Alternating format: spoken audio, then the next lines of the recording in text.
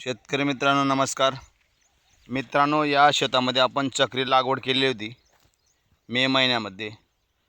ती काढून झाली, तिचं उत्पन्न घेतलं गेलं. तर आता तुमचा हा ऑगस्ट महिना सुरू आहे. आजची 23 ऑगस्ट.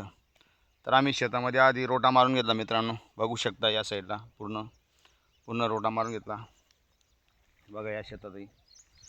तर आता 22 ऑगस्टला मी आता हे जे ठिबक आथरणं सुरू झालेलं आहे आमचं, बघू शकता. आमचे कालूभाई, पंकज भाऊ, कालूभाई ठिबक आथरणं बघू दादा टाकताय. तर ठिबक आथरून झाल्यानंतर आम्ही 2 दिवस आधी पाणी सोडणार आहे. त्याच्याने काय होतं मित्रांनो, त्याच्यावरती आपल्याला बाजरी पेरायची. जर समजा अशाच पोझिशनमध्ये कुठलं ठिबक न चालू करता जर पेरलं तर हा जो गागर असतो त्या गागरमुळे बाजरी खाली दाबली जाईल. तर त्याच्यामुळे आम्ही आधी ठिबक आथरून 2 दिवस पाणी सुरू करणार या शेतामध्ये. मग त्याच्यामुळे काय होईल, तो जो गागर आहे तो पूर्ण खाली सरकेल, मग त्याची बाजरी खाली जाणार नाही. जर याच पोझिशनला पेरलं तर बाजरी उतरणार नाही, असे बऱ्याच शेतकऱ्यांचा अनुभव आहे मित्रांनो.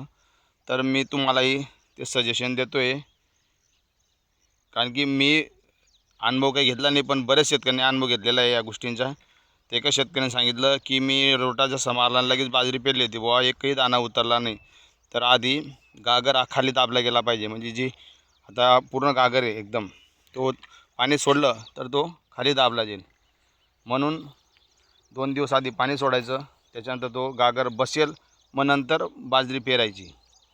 तर मित्रांनो, बाजरी मी विकासची पेरतो आहे, खायला चांगली आहे आणि दाणाही मजबूत आहे, जाड दाणा आहे.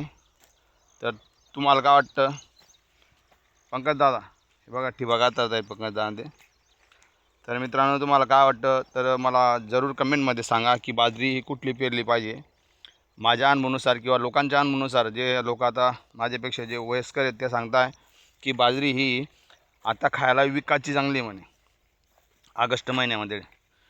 तर ती आम्ही विकासची टाकतो आहे.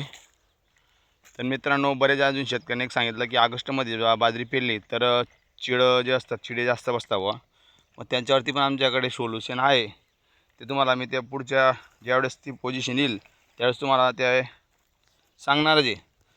तर मित्रांनो, माझ्या चॅनलला अजून सबस्क्राईब केलं नसेल तर सबस्क्राईब करा, जास्तीत जास्त लोकांपर्यंत शेअर करा. आणि तुम्हाला कुठल्या बाजरी चांगली वाटते तर आम्हाला जरूर कमेंट करा आणि जास्तीत जास्त लोकांपर्यंत शेअर करा, चॅनलला सबस्क्राईब करा. तर पुढच्या व्हिडिओमध्ये पुन्हा भेटू मित्रांनो. जय हिंद, जय महाराष्ट्र.